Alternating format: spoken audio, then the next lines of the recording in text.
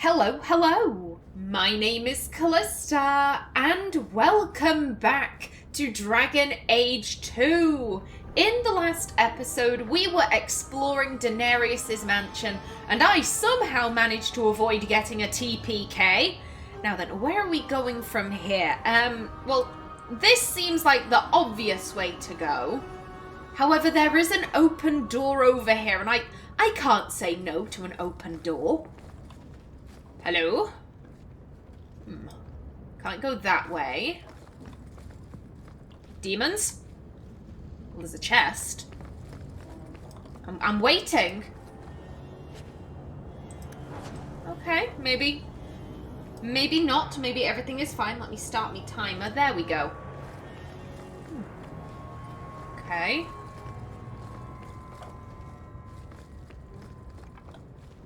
I'm concerned by the lack of demons. At first I was concerned that, oh, wait a minute. Oh, we have corpses. We have corpses. That's lovely. It was probably blood magic. Danarius is a magister, therefore he is also a blood mage. More corpses. Yeah, I was concerned with the fact that demons were here in the first place, but now that they're absent, I trust that even less. It's worse when they're not spawning in. Ooh, string of pearls. Very nice. And final room. No. Oh, there they are. I was wondering where you all were. Get them. I'm bringing the puppy. Come on, Amelia. There we go. And oh, no you don't. That's it, guys. Get him! Oh, more demons. Who am I fighting? This guy! Stop going after the road. Everyone's doing alright for health. Bugger off. You! Ooh, third wave. Hello, I didn't see you there, buddy. Bugger off.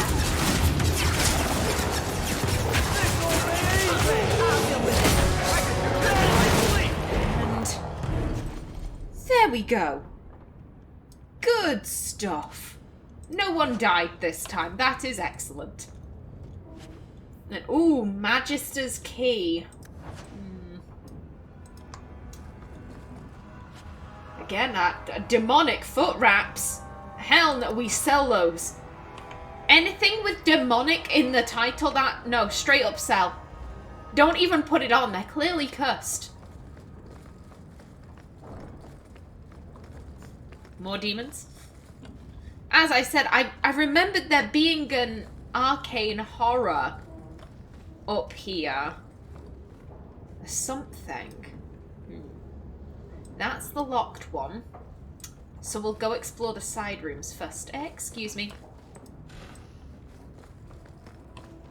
Okay, standard chest. If you don't mind. Piece of cake. Thank you. Nothing else in here.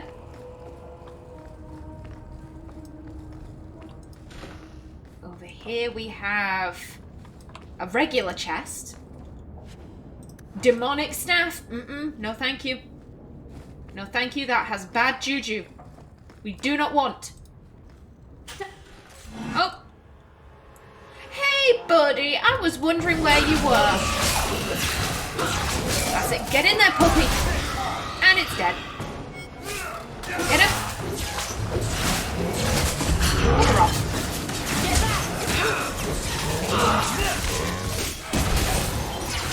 You're attacking Amelia. That guy, okay. And go down.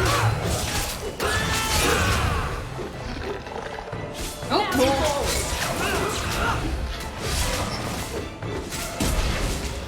Is everyone alright for health? They are. Wait a minute, Varric. Varric? Do something! Can you attack from there? There you go! Oh, one more.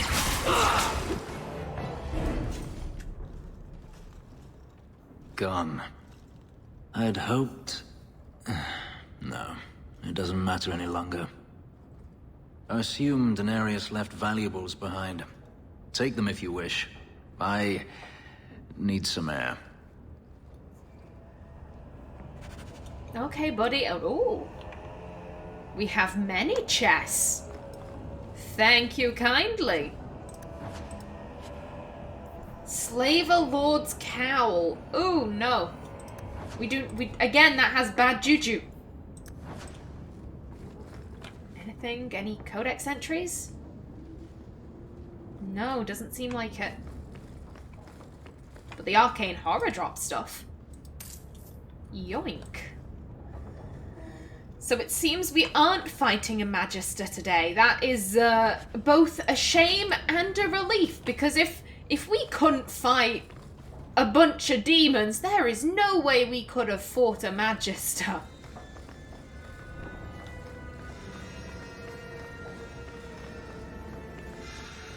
Now then, Fenris, buddy, you doing alright?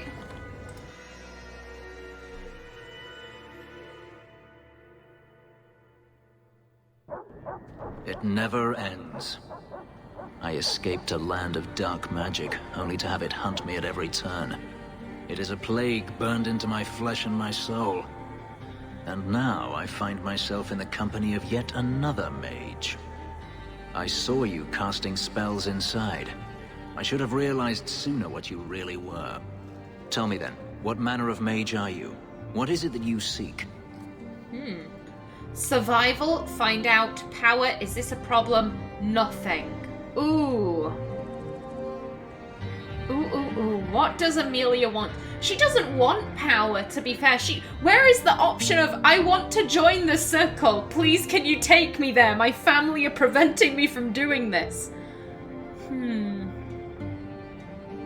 I don't think she wants anything, really. As I said, her goal in life is to join a circle. That's really it. I'm not seeking anything. Yet danger will undoubtedly find you. If you have a problem with my sister, you have a problem with me. I imagine I appear ungrateful. If so, I apologize, for nothing could be further from the truth. I did not find Danarius, but I still owe you a debt. Here is all the coin I have, as Anso promised. Should you find yourself in need of assistance, I would gladly render it. Oh, little brother!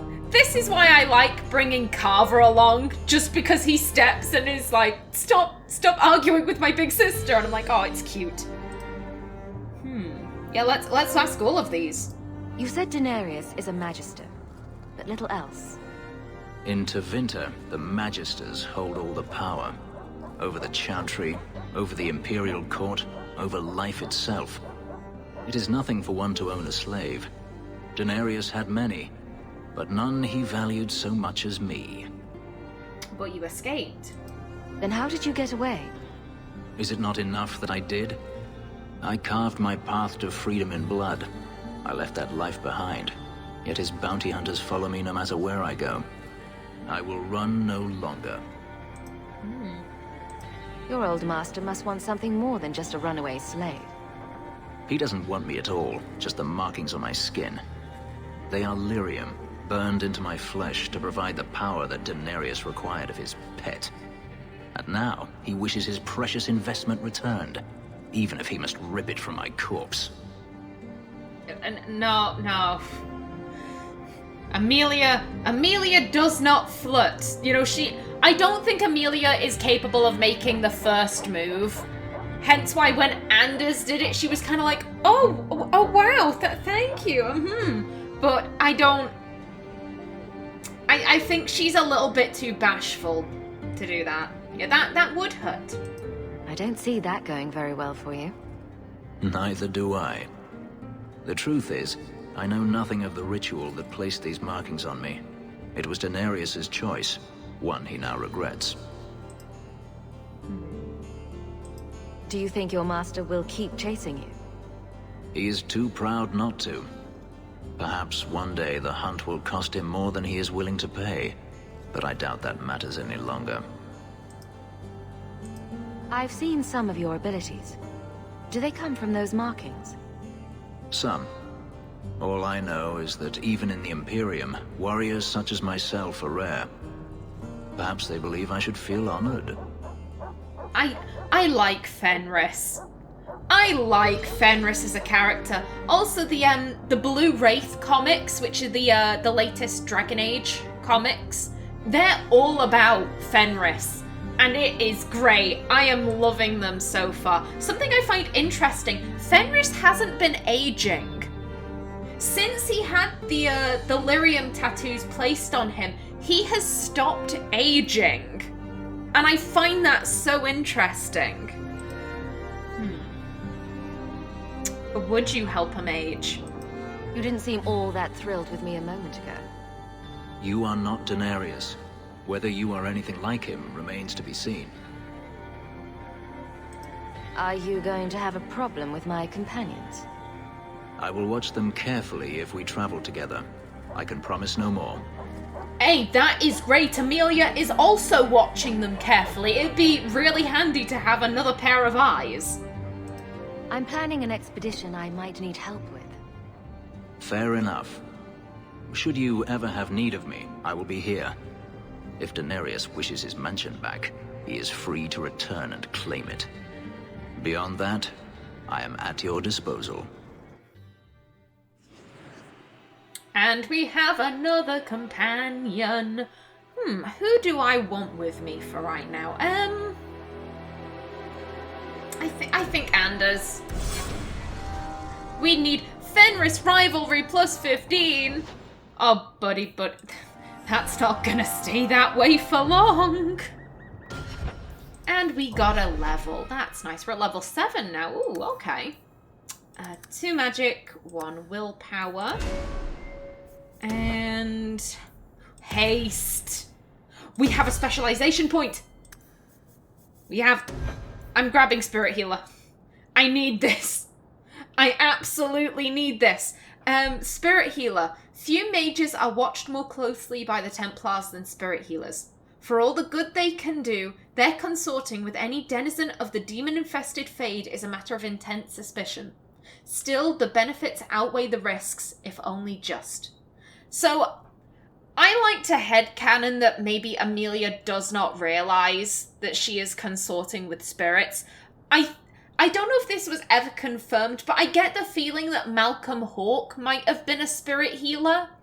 And Amelia was only ever interested in healing as a kid. She still is as an adult. She is not taking any offensive spells. And so I can imagine Malcolm teaching her the basics of being a spirit healer. And given Amelia's immense fear, I don't think he would have explained, hey, you're calling upon spirits from the Fade. I think maybe he kind of thought, I'll tell her that later, once she has, been a spirit healer for a little while and she feels very settled in that. But unfortunately, he died before he ever got the chance to do that. That is what I am headcanoning there. Okay. Good stuff. Rightio then. What do we want to do next? Have that. Fenris recruited. Find Fenris. He's staying at Danarius' abandoned Hightown mansion. Well, seeing as we're right here.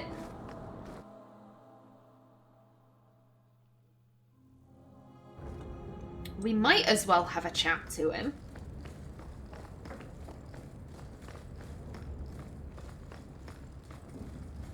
Hello, buddy.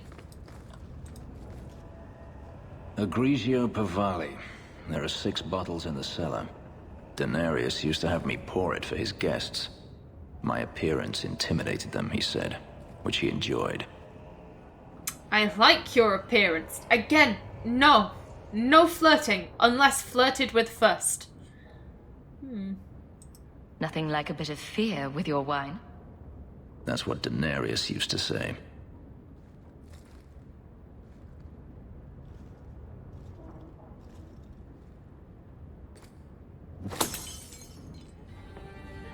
It's good I can still take pleasure in the small things. You could have offered me a glass first, There's more, if you're really interested. Perish the thought. How else would you redecorate the walls? I've wanted to leave my past behind me, but it won't stay there. Tell me, have you never wanted to return to Ferelden? Never. I've thought about it. Lothering is gone. This is my home now. Not this one, because Amelia was never all that attached to Lothering. I think she has thought about it. Amelia is very proud of being Ferelden and her name, and just... I don't think she really fits in Kirkwall. This is where her mother wants to be, and there is a very convenient circle tower here. So, like, those are the good points, but at the same time, her people suffer so much in this city. And I think she would go back if she could, but her family needs her here. I grew up in Ferelden.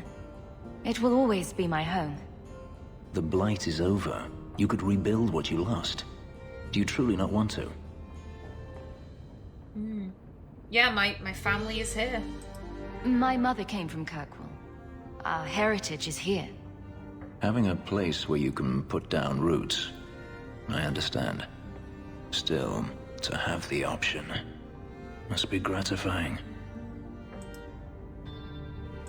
Do you intend to keep living here? I haven't decided. For now, it's as good as any other place.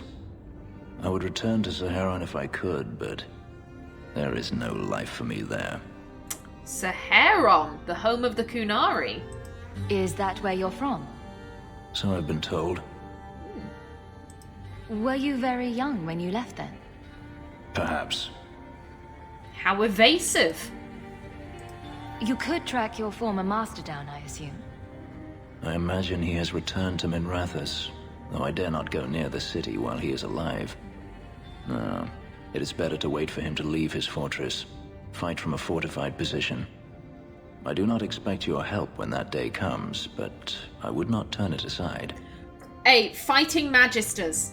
Amelia is down for that. She will happily go to hell and back to fight a magister. You've been on the run a long time then. 3 years now. Danarius has a way of finding me. Perhaps it is the markings. Whatever the means, it never takes him long to follow. This is the first time I've given him reason to pause. I suppose there are advantages in numbers. Haven't you sought help before? Hirelings, when I could steal the coin. Never anyone of substance. Until you. Danarius will not give up, however. I await his return. What if he does give up? What then? Then I go to him. I will not live with a wolf at my back.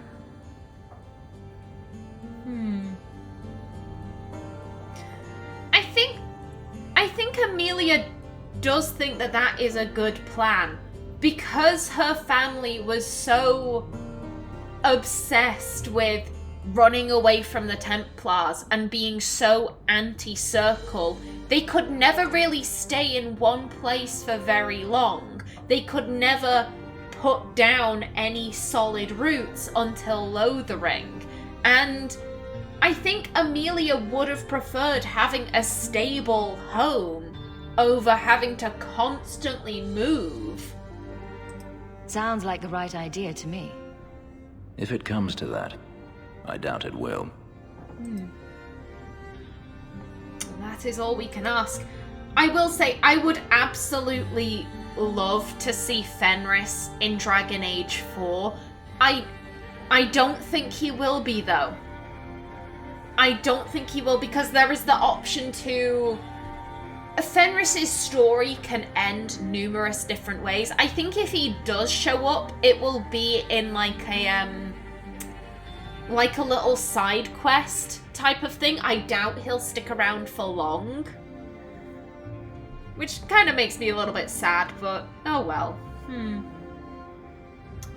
You could make a home here. I'm sorry, you whine too much. Ooh. It's between these two.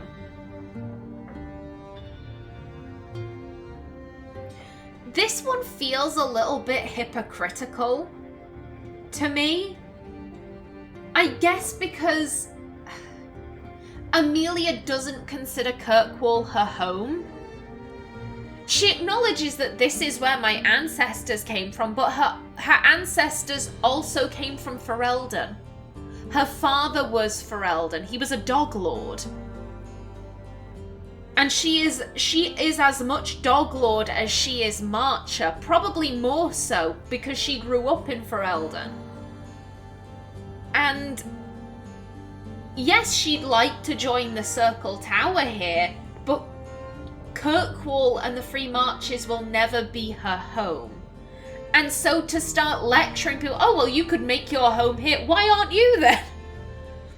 So I'm slightly more inclined to go with this, just feeling empathy for this man who was, again, lost so much, had to go through so much, yet he's still standing. Sounds like a tough situation. I'm not made of glass. I should thank you again for helping me against the hunters. Yes, you should. Had I known Anso would find me a woman so capable, I might have asked him to look sooner. Flatterer, happy to help, not interested. I'm gonna go with this one. I don't think that would register as a flirt on Amelia's radar. You need to be very obvious with Amelia, like, you know, calling her beautiful. You're kind, wise, and beautiful. That's a flirt. Being called capable, that's a compliment. It turned out well enough. It did at that. I will not keep you longer. Another time, perhaps. Hey, friendship plus 15. Nice. Getting off on the right foot. Hey, I like Fenris. To be fair, I like most of the companions in Dragon Age 2. There's only one that I don't like. And if I'm being honest, that's more for what the game does than what the character does. I'll explain that when we get to her. Actually, no, wait, there is... Never a shortage of idiots who think they can take the streets in the dark, but good reward in getting rid of them. Okay, so there's one companion I don't like that it's the game fucking her over. And then there's one companion I outright hate, Tallis. Tallis from Mark of the Assassin. I can't fucking stand her. I want to kill her. If that were an option, I would take it, and it makes me very sad that it isn't. God damn. Literally thinking about Tallis makes me angry. God damn.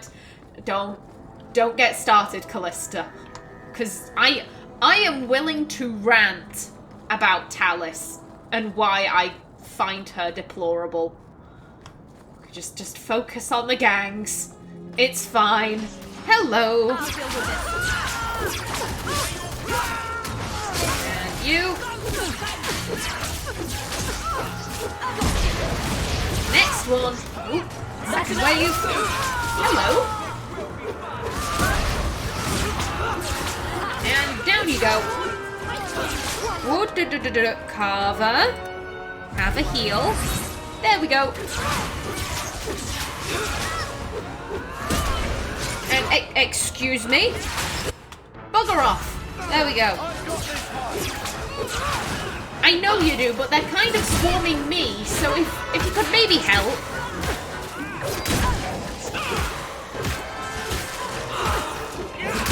Take him out. Bugger off. There we go. And... oh, more over there. Didn't even notice them. Come on. Everyone's alright for health.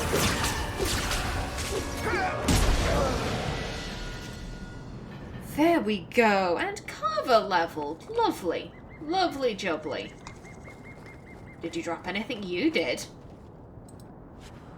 Thank you. Do we have any loot back here? Here we have one of the many secret passages hidden around Kirkwall. Yoink. How full is my inventory? Oh, 31 out of 50, that's fine. Excuse me. Now then, I say we do a sweep of Hightown. And after that, we are going to go to the Hanged Man, talk with Varric. And I believe there should be someone waiting to have a conversation with us as well.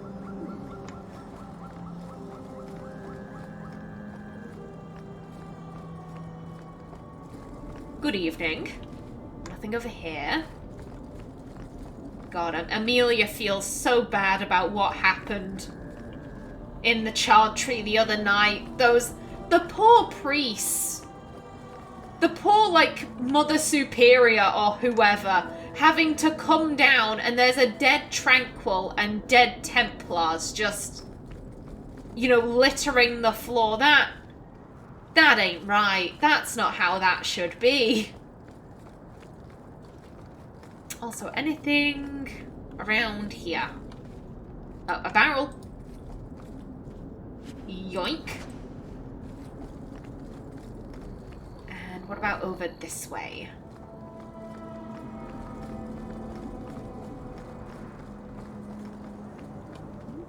Up here. Loot. Not There much is. going on in Hightown at this hour. Yes, and why are you stood in a dark alley, guardsman?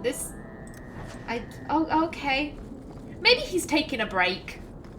Maybe he's supposed to be on patrol and he's just kind of decided, nah, I can't be arsed. I'm gonna take a bit of a break. It's a good thing we didn't have Aveline with us then, sir. Aha. More loot. Yoink. Thank you muchly.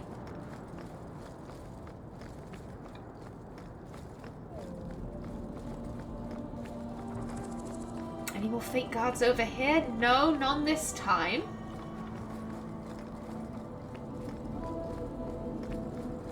And down here?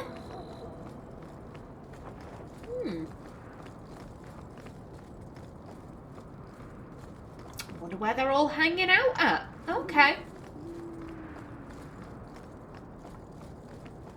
Fair dues, fair dues. Now then, I have a couple of minutes left on this recording. However, I am going to stop right here because I believe there is a cutscene waiting for me in the Hanged Man. I almost forgot. Codex entries. Oh, wow, we have lots. In that case, the extra time is going to be taken up with reading these. Okay.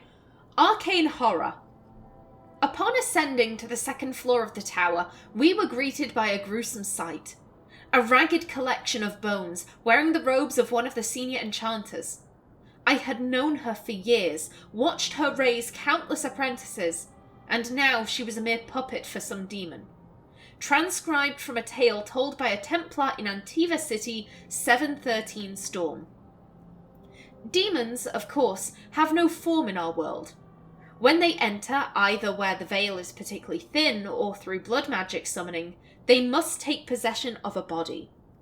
When a pride demon takes control of the corpse of a mage, an arcane horror is born. Although they appear to be little more than bones, these are fierce creatures, possessing not only all the spellcasting abilities of a living mage, but also the capacity to heal and even command other animated corpses. Rage Demon. Encountered in the Fade, the true form of a rage demon is a frightening sight.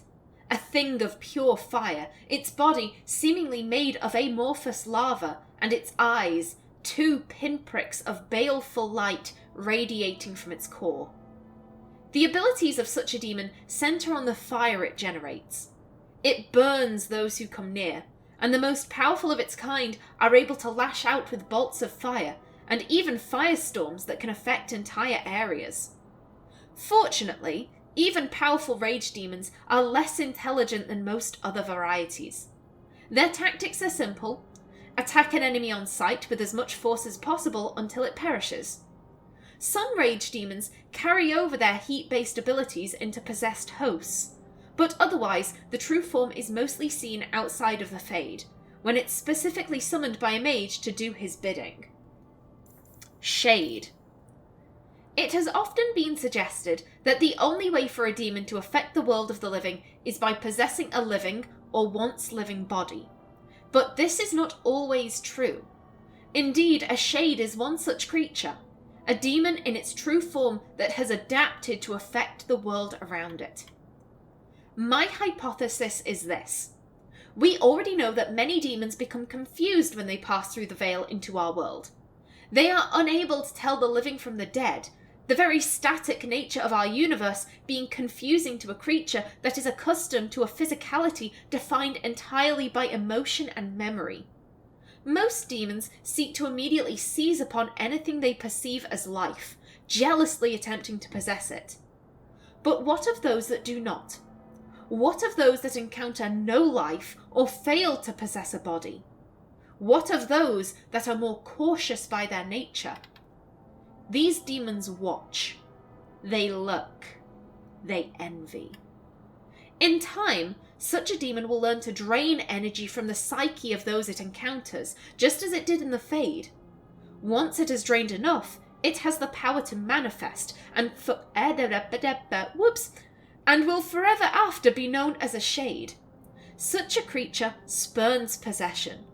It instead floats as a shadow across a piece of land, preying upon the psyche of any who cross its path.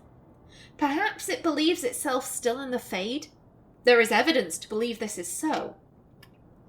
A shade will weaken the living by its very proximity. If it focuses its will, it can drain a single target very quickly. Some have even been known to assault the minds of a living victim, causing confusion or horror and making the target ripe for the kill. The tragedy of a shade is perhaps that, once it has drained a target whole, its appetite is only heightened rather than slaked. From the journal of former senior enchanter Malleus, once of the Circle of Ravane, declared apostate in 920 Dragon. Items! Evra's trophy belt. This grisly belt is filled with monstrous teeth, chipped blades, scraps of fur, and armor fragments. Each piece is said to be a trophy collected by Evra during his many adventures. Evra's might.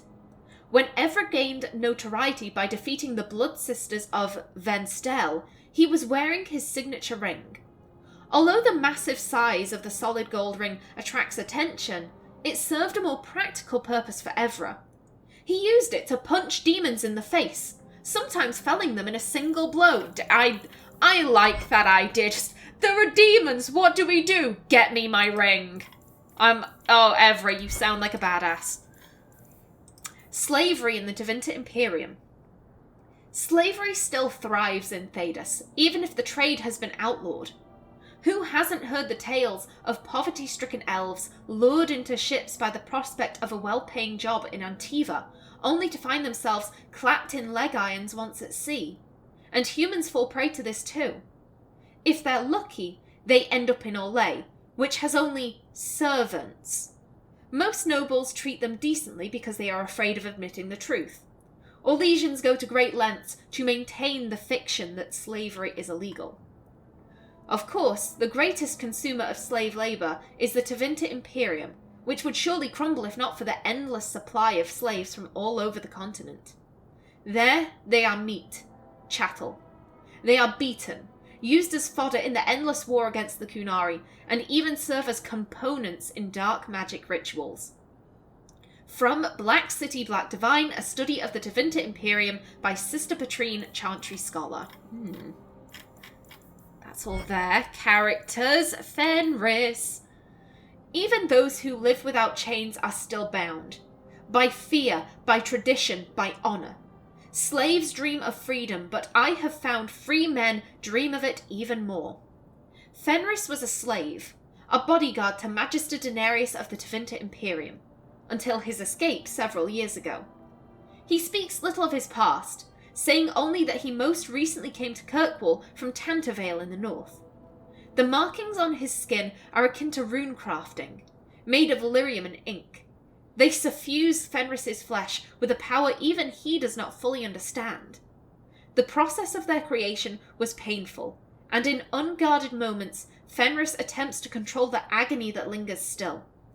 Even so, the markings enhance his fighting skill and have made him a unique and formidable warrior. And that is all. There we go. As I said, in the next episode we will be heading down to the Hanged Man, but until then, please remember to like if you enjoyed, leave a comment below, and if you wanted to subscribe, it would be very much appreciated. I've been Callista. Thanks for watching, and see you in the next episode.